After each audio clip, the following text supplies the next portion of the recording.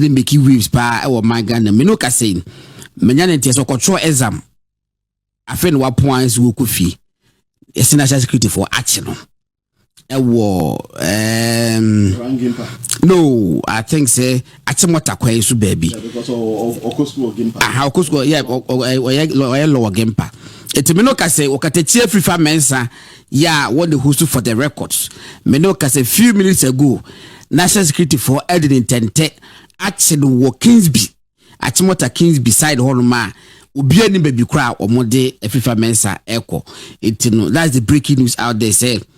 Okatiche FIFA mensa me no ka say ye kan wo Ghana nti say ya che no national security for editing tente from game park or Chilo Kingsby baby ko modern ko di yenim so modern ko abone so wa yenso a yenim it we are monitoring the system be ka cho say quotation me read first no omo ba due for no ebe che omo obi ankasa because so onye jiw ni o obachi roman for so say ya menye roman ni o edru say ebe che ono no ni achi obi agum eti obi edima nke bia ma no oyonkoda ne woda ya nta ma o ma wei enkofo bi for ma no enye lomum obi eni ho wo so che o ma Ghana mra ye ka cho sebe godna sabedi akon ma ye bone na sebe bone kwa ma ye ma police enfrɛ me ko makotwo benu masem yes I why bone nyam nya adoma edwoada ana kina ya wo bra court ye do court no problem because obi so nchemra but mo use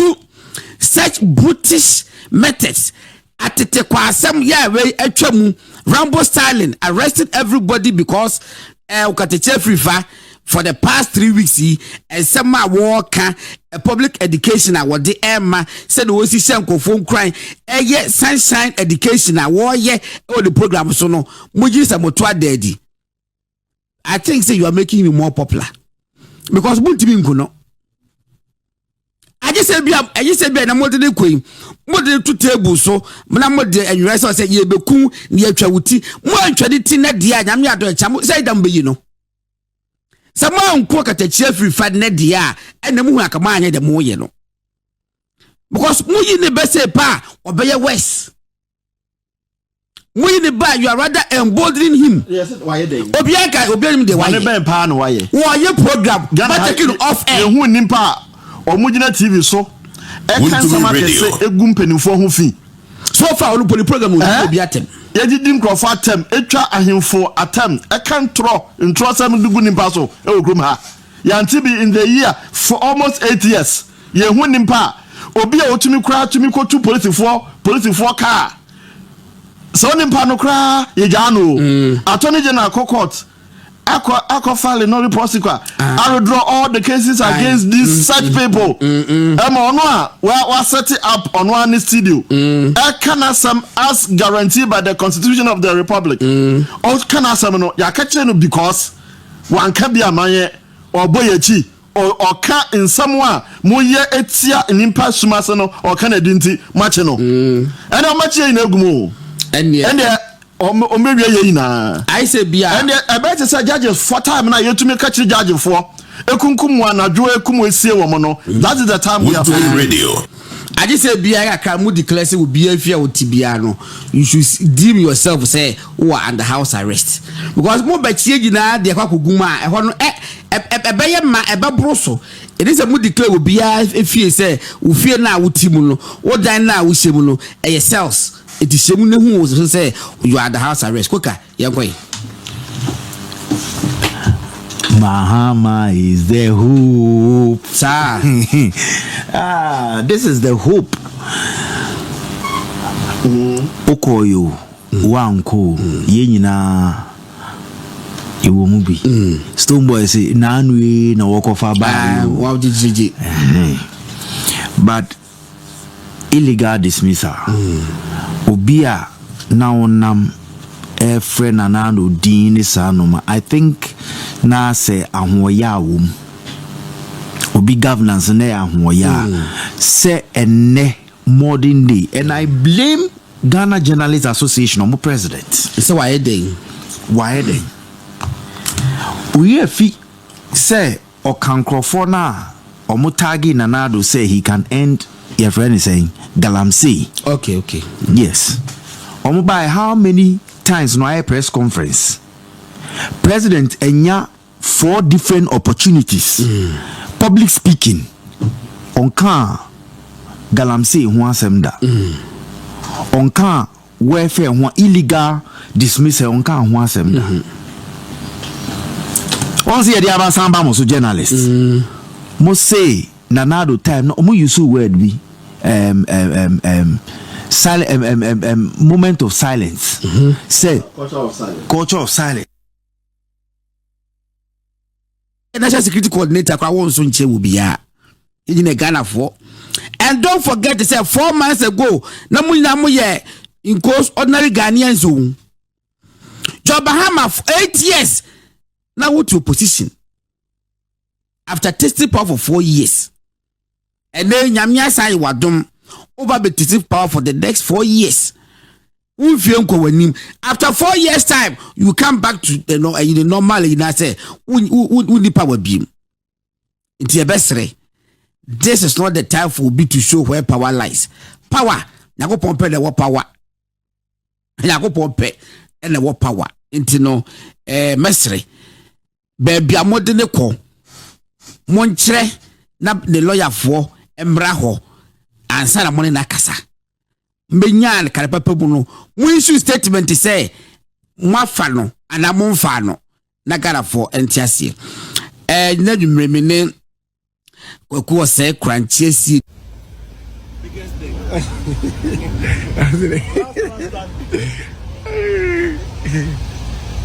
okay.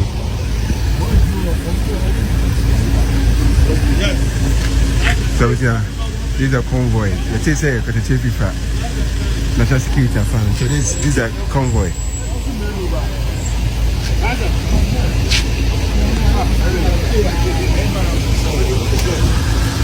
That's not organizer.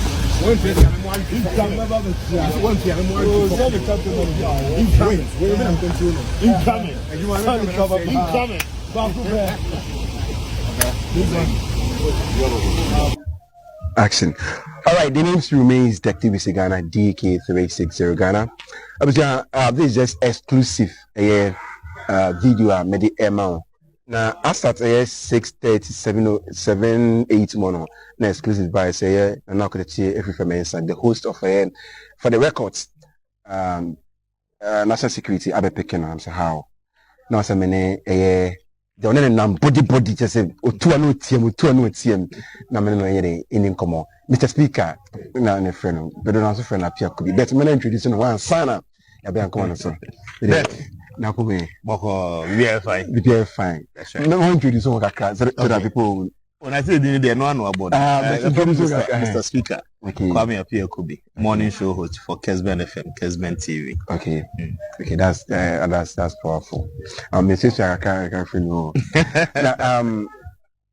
Let's summarize what happened.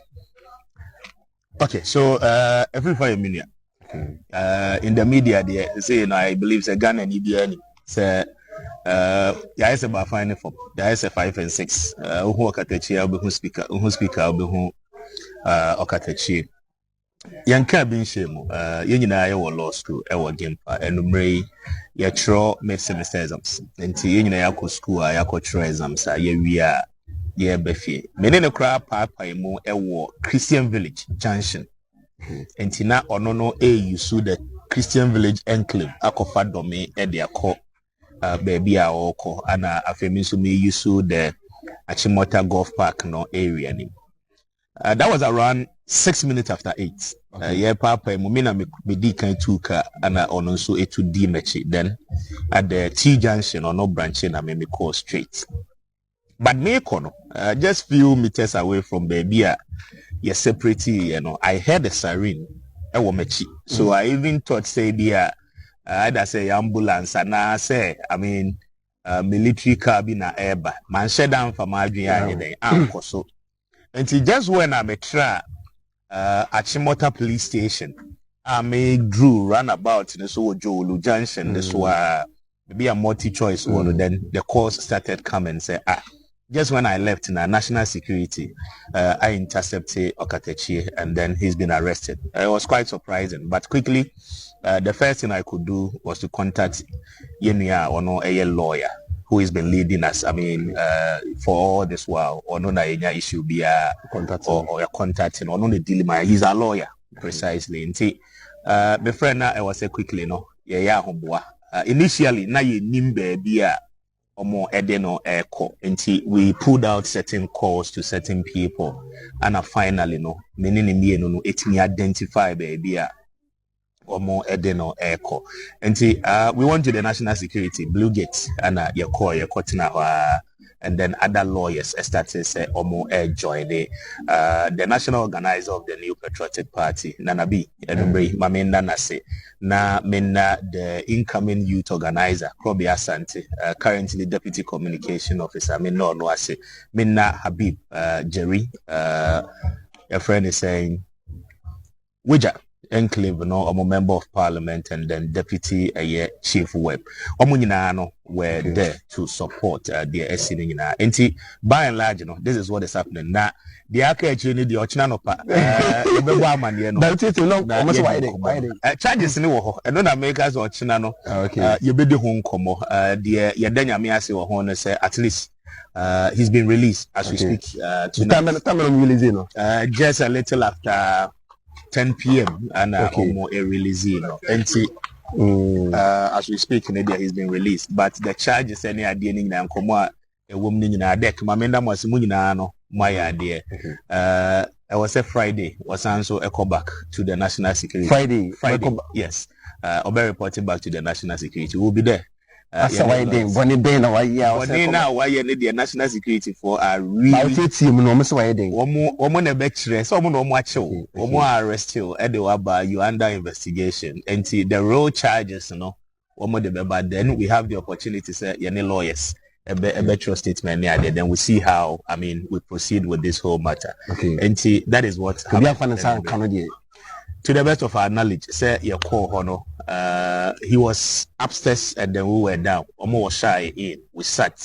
We waited, said you been had the opportunity together with the lawyers are no more available. Lawyer Fokwa, lawyers Dennis Jomo, AJ Jomo, and then the rest, John Darko, Omunyina came to support. And we just wait and say whichever particular charges they have against him.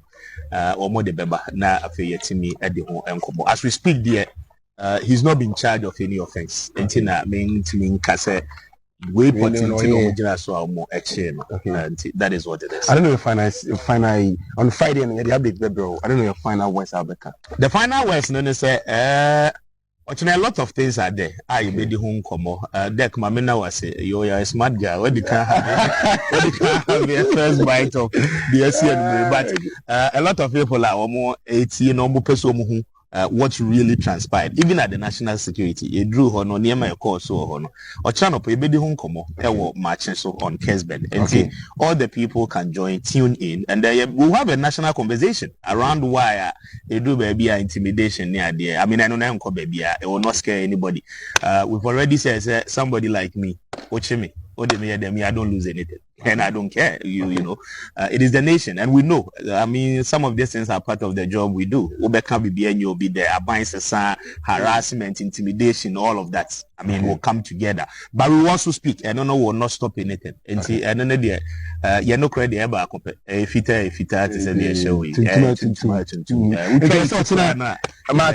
Marching on Kesben TV, 6:30 to 9:40. 6:30. Wow, who the AC or national security hobby? That is the masterpiece. Definitely, we would have to tell Ghani. Tibiani emu ensem enrada na Kennedy ohini Japan and that story and so ababe piemu ewo okateche free fast baby biara obefa biano ade nipa bebre na eka says excellency John Dramani Mahama sisi ane de namamu a wobu no ase de wo yade o yade asojafo ne police fo ehurehura nkrofo na bibi kwobone kra na eni kwan se wo bia ebie na no eka on the 18th 19th of March 2025 and our Okateche free fabe posti on the social media platform so say we who say enkrofo mienu bi edinechi eye cars mienu bi edinechi okwo meeting wo baby until one of the cars crowd your stop e sa car no ene ni panic aside bisan so ye why na dey na wedi nechi aba besi sabe asema from that video no nipa no eka che ne say oh why national service personnel na ye no Okateche free fa say there be national service personnel bi enu ho no ma obetumi follow me from baby am call meeting e ba be do sabre ntino no de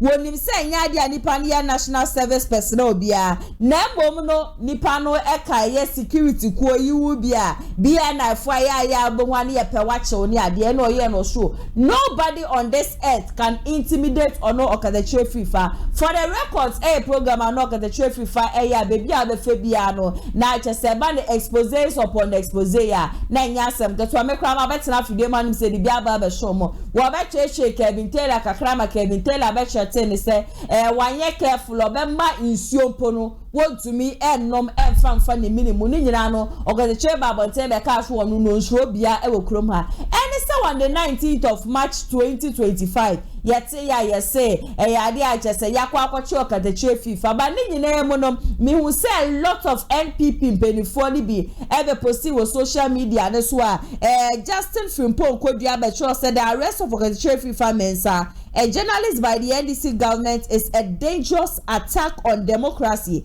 and freedom of speech. Ghana must not be descended into tyranny. He must be released now. Ochodi de area ya na MP minority leader Honorable Alexander Kwame na Afenyo Markin one so ever posti on Facebook say it started with Abronye. Now it's Okateche FIFA. The NDC government must be tolerant. Using state security to intimidate opponents is not good for our democracy. Okateche FIFA must be freed now. Intine nyina kwa ya na fi na nipa ba kwa na me hwe se wono so beba be kasa nanabi me hu ya ne se nanabi so aba be twa wono so say the NIB picking of the chair is a clear culture of silence by the press. Mahama led administration. The NDC is doing everything possible to make sure they silence the media. Free Okateche a free fan now. Into omu be posti sani ema we nyina no. Enu echi na me ye na msi ade we ya me hu that is 3 days today no na den na bi ya fa hu me hu ya ne se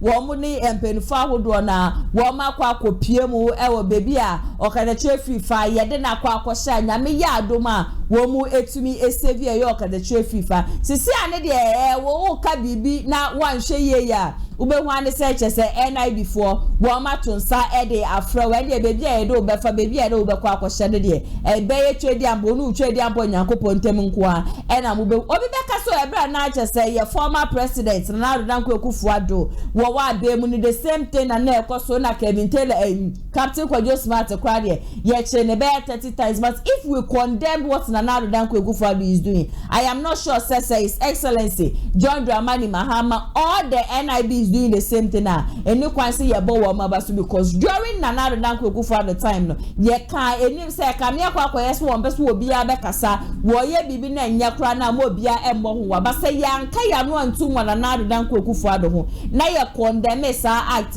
na fi de ye vote for change I am not sure say Saniema we no e was say etumi ekoso de beto phone bia na so Okateche FIFA nkasa ba bonten e be ka bibi e fan sensem we ho ameba betena fidie manum say na mede ne nyina no aba be so mama mahwefo nyina akwa ba shonko enfambra ati chechumedie so e wo Kumasi online GH we the Friday edition of Ati Chechumedie and asadue mede e so munya subscribe ya no subscribe dia mama share video way Emma will you be no so and share family be for we another adventure so afa comment section na say area mama my number is 0557036109 oh news person dey send me video audio pictures ni ade nyina wo betime dey send me sa so na we ni jijumedi ho be so ba na abaso ase a eno so 0550623377 and na 0557036109 109 ofra ye bejo so shonko Kumasi online media school and amaso ase asabre media atija dwumedie no so moment say mo brene yenko straight to your stories for today to see ane the former member of parliament Edema Domekwa Benya Adwa Safo wati nkensen ebushia to see ane the obi be say interviews upon interviews exposés upon exposés kasa abramami kanebushia enye asem ketwa kra to see ane the MPP opposition tini yawde biara wa Adwa Safo mu bia no wo betimi etu edi egumbo ntina Ghana fo nyina no aso etimi atibi no sem NPP for yenim sem Mike Okwe former speaker of parliament now oye NPP ni he is still an NPP member and Albert Sumare Bagbene so NDC ni na during that time po bia wo betinemu 8th parliament no bi obeba be speaker of parliament no NPP for koto wo maba saso NDC for so to wo maba by the end of the day no na Mike Okwe senior just wono na oye former speaker of parliament the 8th parliament no now we're losing his seat but according to Adwa Safo a lot of people started blaming her say you know and didn't kokromoti akwa to aba e ama Alban Sumare Bagbin and I want to aba na farmer Michael Kwe and only na account na Michael Kwe lose a position as speaker of parliament now no and after all this months kwa ba na say menka this after all this years no Adwa Safo aba bonti aba responding was sure no what to aba no Edema Michael Kwe na nipa nkrofo kra wo moto anase MP because that time na MPP na ye majority inti nipa just wo moto aba Edema Albert Sumare Bagbin no it was more than 2 it was more than 3 inti aba ne say na afi the moment na look here as if say it is just a vote pe and Albert Sumare Bagbin edi 2 Michael Kwe was sani ama na just say kokoso ni na no ade a wono Adwa Safo ne bo Anthony Yemkura saso na Domekwa Benya seat na nkasa nso no we release shocking information pa wo honom e dia Ghana fo nyina mehye so be ka me ho ne yakọ akotie sansem we nyina no abasisia. But as to say you voting for him, I voted. You can say that before God and I can say that before God and man. And that day nankasa no majority leader na me running late ono na chairman sabunsu ono na di ni motorcade e be fa me wo kwan mu e na me dey buy. Why do I go through all that stress? Me we delay me leader maka traffic mu o se me dispatch rider number and obe yim wo yinim na ye de koy na nkosa line ye to aba. Knowing these things that I've discussed with you behind the scenes no afi ya tu wie me kodru fi ya say Adwa Safo ko to ma bagbe. How just say Bibiana at the time and I make her say this thing was planned, orchestrated and reorchestrated. Just every stage piano plan A and plan B beba. It's way I'm fine say way far. Because now I don't know Bibia at that time Bibia ya Adwa Safo. That is what I thought. Me come papa Mr. Papa then I cause tell me. And what also in spiritual I don't care I care. It was spiritual. Just I idea orchestrated na aba into reality na go be carrying it out. O see awo ehuru I bedru. Nyabotchen kasa. And I did same. Inti Mr. One, and about 2. And the co-opposite Professor Michael Kwe. It was more than 2. From Omo side, Omo Dawson. And you are saying that on record. Say Omo Dawson. Monsieur Omo Dawson saying sir. Omo Dawson saying sir, I need 2. And the MPC Cobra so Mopa.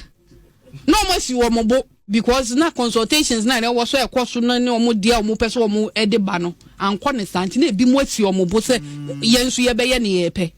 And for to the sense as people were going to Mampenyi one-on-one, yeah, they are dry, your evidence, your cameras, move for camera now, me to no. I didn't say yes and I know. Yes. Munko famra me type metro no, munko famra no. No more and a section of them too were defending. When a baba draw, if you won't go for Biako, Ukraine, and Suyakokan, but there was no way me, Namin Kohongo come as a move. Minkoka. But me, Mrs. say. I was any pan who ni soon in a bang. I would dear Juma Shanensa. And in my time as deputy leader, NDC for credit me one dancing. As a deputy leader, I worked as a leader of the house. Me yamu ye Juma. To the extent say, a do maybe crown me leader, to quite the next jamia. No one shrew. because when him say I'm competent, make me a adwuma na odi Benjamin. To da no ni speaker no metu kwan. I can manage the house I kopem say obeba. It's why is it that obi audi adwuma kese we ahye ne sa bills are passing during that time unprecedented. Because me and a raising me de me kodi leadership. Into ye bills are both the members 2, 3 or no mabre. Say adwa yam pom say ye beye ni ya ye. Ubenya members ni bi honorable Joe Wise so no ya de otne konya nim ni ya ye ni bills are ye around that time from 2017 to 2021. Ye pass bills and ka say boa aban no. Nti adan na obeka say me ye adwuma we nyina awie no. Na makoye den. Me think me yi me free traffic mu ka me da. Wa obi oni me bia me mpa ade a me sunsun ni ade achi a me body ni ntimi ndi o. Ena me ka no kre, wo ka no kre ye se e bia wo kira wo na papa was kenti ena so many things. But if makuma ni ade ni mu na ade nti na me kwa na traffic mu na masa betena parliament just to go and vote no. Na mama kra na say no so ye be lose. Ye be lose one anyway. Inti ade na me ba be no keke. There be. Now, what I want to say is say Ghana funti, do me kwa benya funti. Won 2 tier Professor Michael Kwe na nye 2, enye 1. Constituency kwa do mo ka twom say 1 na 1 na ye mea. Za na na campaigner primaries na ye de ko na 1 pay. I dare them. That time your national security minister ombra no meka say na 1 na na ebrosa. And enye 2 so. But you know say national security ekrasa intel no as to nipa and I say no ya kan na do maybe na Carlos Bempah ya otitimu e dey na otitimu because numbers na 2 no ba out e be ha anke be ha adwe Carlos had to do something and he suffered it because of that sanki ye winu na Carlos ne kotete no na say no ade na ekoso no so na enye e ba out say mo number say e si no kra ye nim guase enti e say okono koye bibi na akoye say ade no kra ye nto e. And then yes, Abanu so they declare speaker as Speaker of Parliament. It's a commotion in Bayern. Now I see a 2 Abani for but now could do by 3, 4 a.m. Yes, I there was consensus. It's just then I must say just a phone a bag and buy. It's yes, I saw will be online about 4 a.m. Yes, sir, and one yes, what constitution ni muno ebe creative vacuum it say you speaker our best way in the next president or spread or swear parliament in we are and so there cannot be a vacuum. It's a hard time no 4 no I think now yelta back to 275 year back free will be a din 11 na it will run into the next day and why you move here it's in at the time say consensus ne say yemfa de ne ma bagmen. It's it day na ya dear way na fe mu ba bontene amote adwo asafo na tuma that's one point I've not paid attention to inti meaning say the voting itself no enye voting the result ne declare no na intitimu eba there was a consensus general consensus say and you are arguing say but for sa intervention from Tema Central MP no tete ballot ni bi mo no sanka omo kan ya anka no ne kra be bebre mo akan ngwase baba Tema West mo me Tema West anka ni ngwase ne be mo and ono so suffer because of that sanki yenke ade no kwe na na de ba no no ade a wo ye no anka de ni ngwase na eba na sa de ne course ani yempene na ntokwa ne we ya no ofa mu no tete na de ya de ne yeso ote a wo he bebia no ne kɔ ne yes ne kɔ na sa wo behu asa wo kɔ parliamentary election yes so de na wa wo hwɛ se ne kɔ na ebi bro so a wo ware a wo hu so ware we wini so hu so ware se na ne kɔ no na Carlos de be fa mu inti ya nkɔ kan aba ene ye ka sa adwo asafo aba na ebe ka NDC for de ho ene de speaker Bagben by given the circumstances no any constitutional provision no and the fact that we can't create a vacuum it mean kasi that day no so you beto abandon the whole day na president net ho that's not what the constitution says intina was say e hona mpanyimfo etenase omotenase no no so omodiama speaker Bagben. So why do you go to the extent say yemfa so adwasa for na nanim you've made the point consistently say nipa binum na orchestrate sa nneoma we nyina to achieve what? And I say this based on atmosphere. I do a campaign with Domiko Abinya. Meeting crowd mumu timu aya free crowd. Obi feel it threatened. Say me fi meeting. Into other no or ye campaigner. Anka obeko me kohwa. And I mean, me can remember me cut the share. Me nyankopon din munyam eni adwuma pa me papa ye say enne me tisi Domiko Abinya edomo edi machi no nti oye program na me kɔ ho a he will be intimidated nti e wo se kwan bi aso no fa kwan bi so na me mma na me so me ahoɔden no enya restricted Domiko me be join MPP man ka se Domiko Abinya adwuma nkwa na me be yo nti trobo me nua ba wo ho ye me kɔ ye campaign me ko boy ho koye can make me abobo bebre me ye campaign no but baby I didn't need baby I need e wo no e wo say we didn't need nti wunya need e wo baby a wo a na tinchina wo for say e ma need there be an e ma recognition ti me sremo ni obi ati ye bia ba adwo asafo e mo frey kra aminu abe ma me no ka say ma kopia ma no ne it was during 2012 elections. And I would because my life was being threatened, including that of my children. Obi me driver din call me my school twice. So ko fa wo mu. Really? Exactly. 2012 election we finish here Domiko Abinya. That is where we uncovered the election fraud. Say bibia koso near court and a year way gidi. 2 occasions. And I took a decision, say, me politically exposed. Omu papa so ye politically exposed. Into omu ye best I say, omu ni ho. Because about time bi ayembe chese no. Na school afre wasuma will be Miss Mensumai. No o masa afre wasuma will be Miss Mensumai twice. Enti me man to some prensa, ni emfa me man kwa anza. Enti I have sacrificed a lot for MPP. Say me kata me ni di MPP boni. Na mum ni me bi wo ho na echia. Na woka ne ne wonya adwene a na wo se ye brand wo se wonye ni papa. But should we be surprised say you unfoni be on a ballot paper for 2028 elections? Should we be? And as we should not be. If the fan say enye ye wan say be ye hu say adwasa force na be contest with Domiko Abinya, for example. Should we be surprised?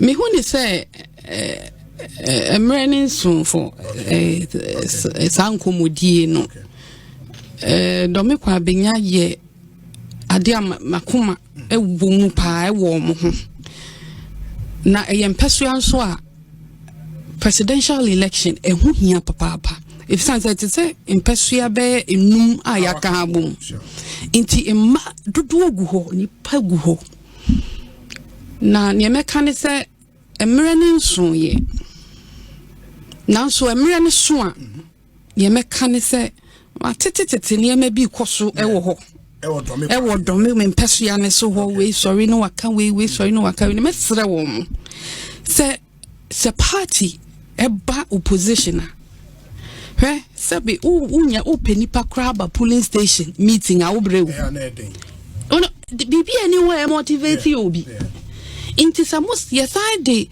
sa wetime waka me ne sa beka ho a regrouping restructuring any rebranding any recapturing power na ye ka ni nyina no emwaye Ajwasafo a former member of parliament Edema Domiko Abinya constituency ena sabre yakwa akotie ne nsem obansam de waka bi interviews nso de me se na awachi ebusia interviews Ajwasafo aye no me who recent one kra de owo OKFM a eno so wo kasa Michael Kwe Junior one ne papa nyina jese nema wo mu didi no wo mam san so krampo amba wo ne papa so kramma me ye campaign ade but if you know Domiko Abinya constituency ebusia trust me constituency ne shwankasa enya constituency ketwa intine se wodi obi ya hye mu na wo ka se me de me nko ye campaign wa ha me ya wa hanum se nko na definitely ayade aje se the other party no wom de ombebo wo mo ho modey na wo metumi ewi de me de sra na me sra se MP before mu nyina mo be ka wakoma to mu ye mu nyina mo be kokodey na 2028 no metumi asa so adi tumi basa kasa no ko ye se ya kekede a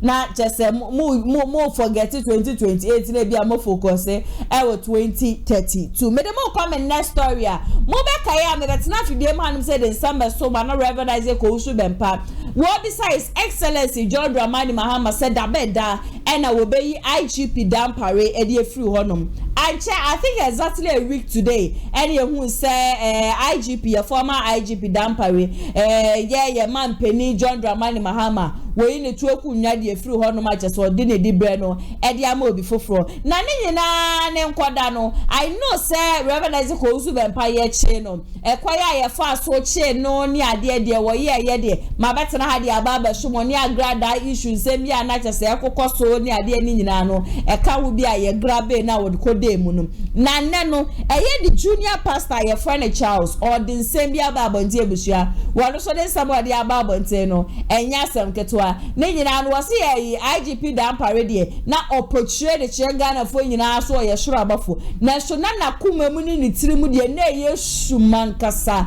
chese kwaya ye che no ye che Owusu Bempah baby a wokoda ye enne current IGP kwa ne modern ba wo boy ye bra ye che ye Reverend Isaac Owusu Bempah any said ye former IGP Dampare wo boy ye current IGP ni sama wo kan ye na tugu ya nanka wo mu hwe nim se Reverend Isaac Owusu Bempah akopie mu wo court a ne nyina no entumi amba no eye Reverend Isaac Owusu Bempah the junior pastor ye friend Charles wono so ato ne bo a cheche nsem we nyina mu a mehye so beka me ho ne yakọ akotie ne nyina no abasisi a ye do mo ede eko ene obi anim ti me say o can say striking force no but I was shocked so but there's only one striking force me say what how because minim de esi obi anwu ye and I said obi any intensive care from be di throw court no obi anyare nti e ba ne say na yes, striking force. That's the reason why Bura commander officer because commander had given instruction. And why is no mudi papa chindi? Na is o mo carry papa the instruction. No mudi papa call. And I want for can no go na nante. E de na call. Enti me wura hona or 10 any who say me bunko to no. In fact, or you shocked say how said when you say me me obi a member sir.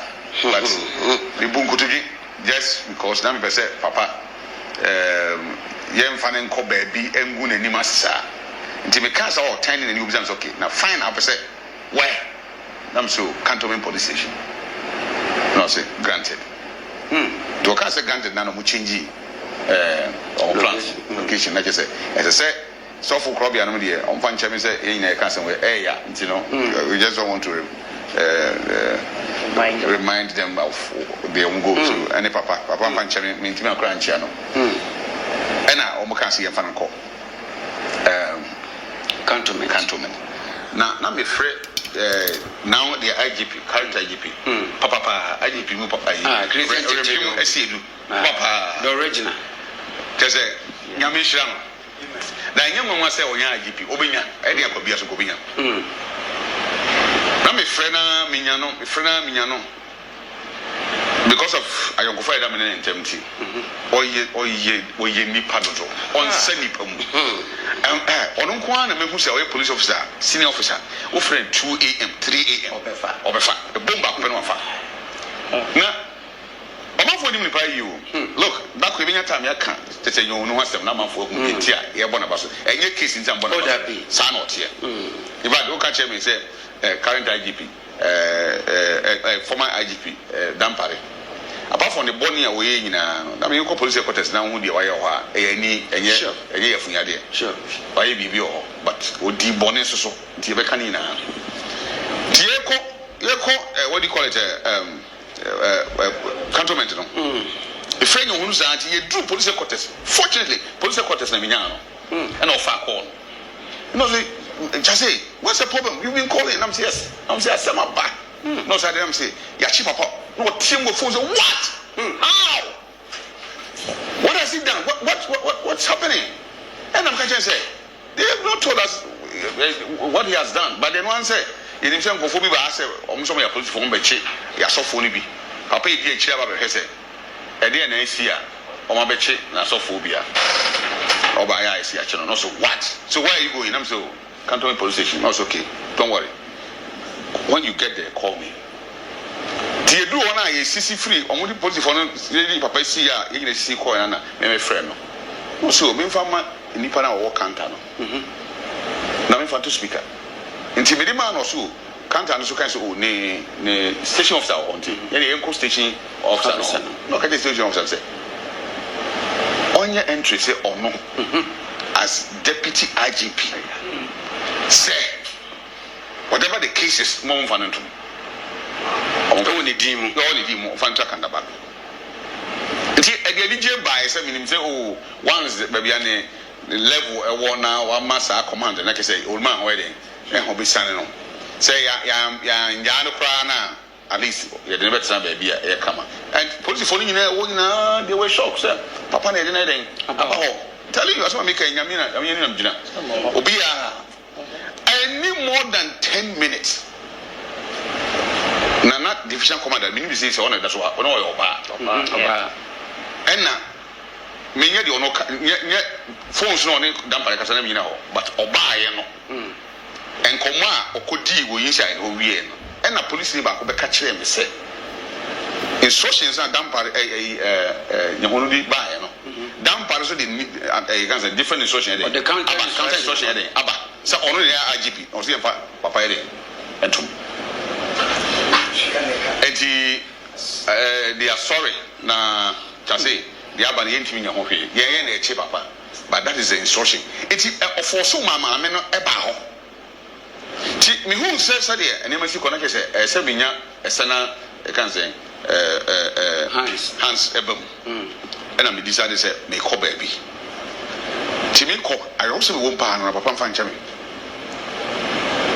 My wife say on super swasa.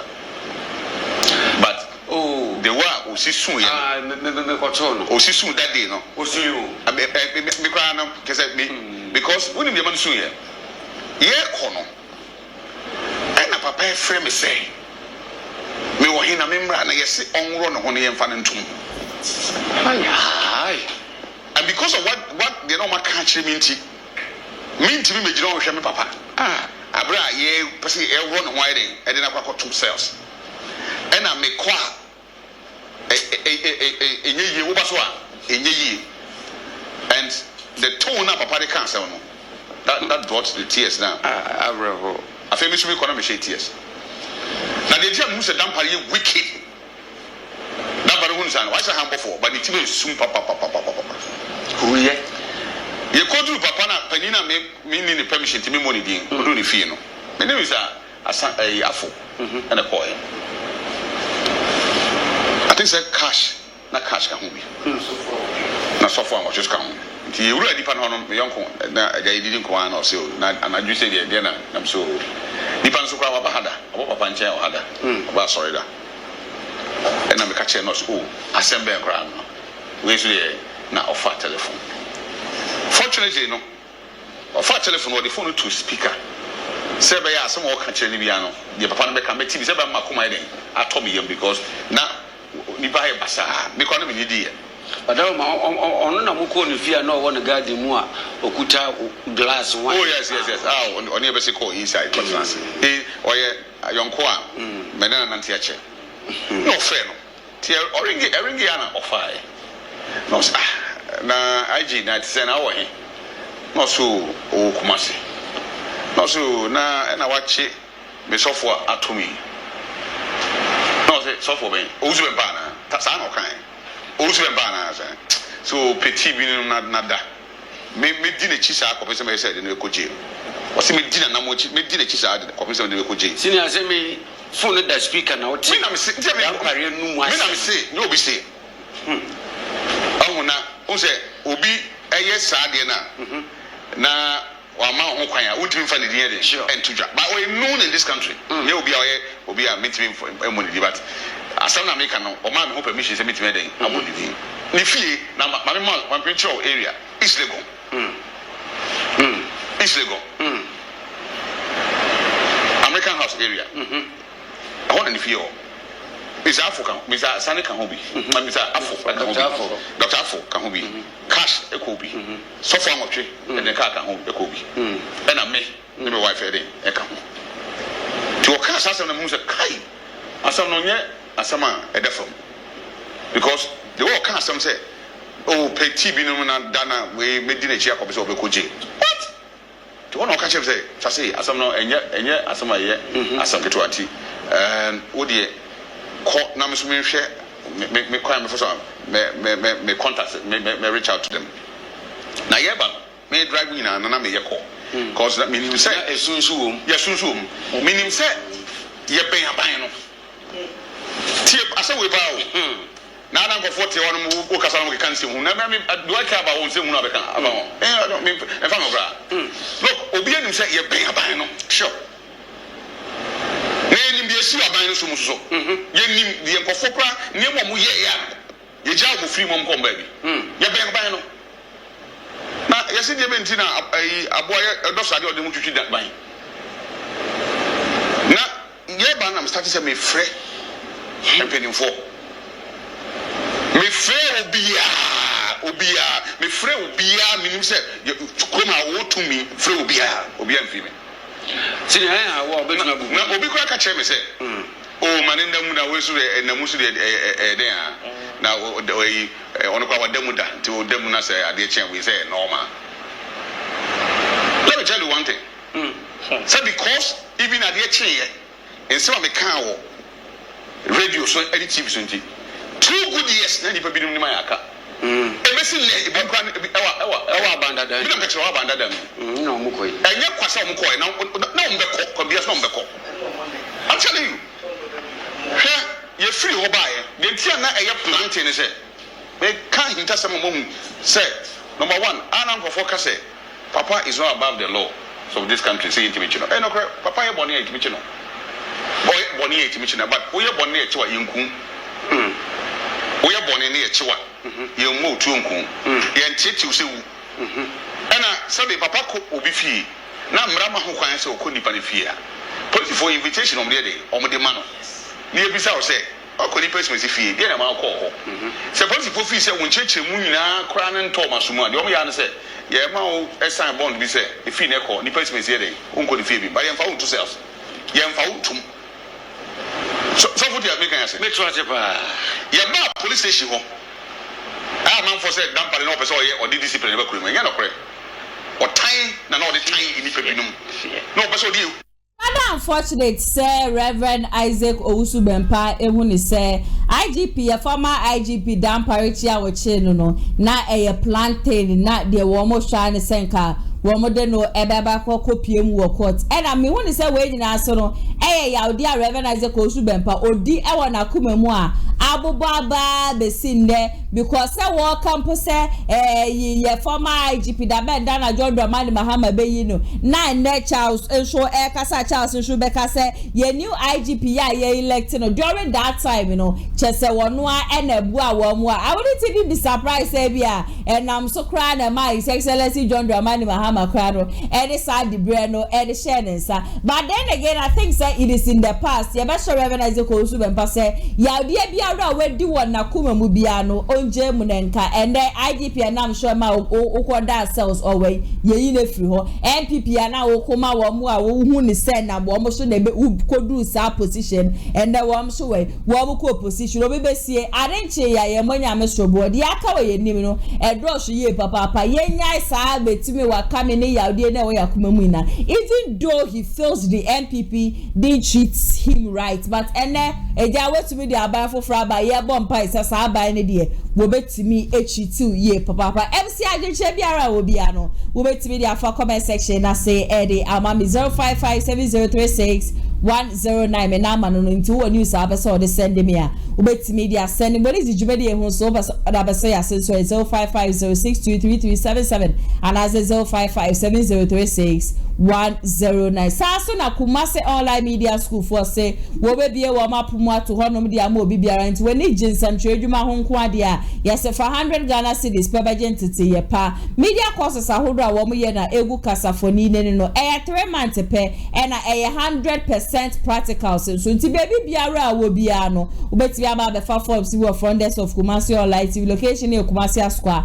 womunity amas ena edition nim na churchfo award do wa aboche no womuntu wo bo mfanfa ntiti nim yenje qualification bia 3 months yenje qualify JHS na wakwawie SHS so university ana kwa the school kwa the unko obi da ba be se usua camera hand be se usua DJ ni nyina no ba a churchfo no beto wo bo ede afa entity ye pemena session ko enkoba executive producer Mr. Daniel Yebo asaso na editor the MC Owusu Abrante Park Joma no me ametire dwem edi jubedi yeso be so mu di ne nana ya sa o makra mo da se ne be sanso edi hia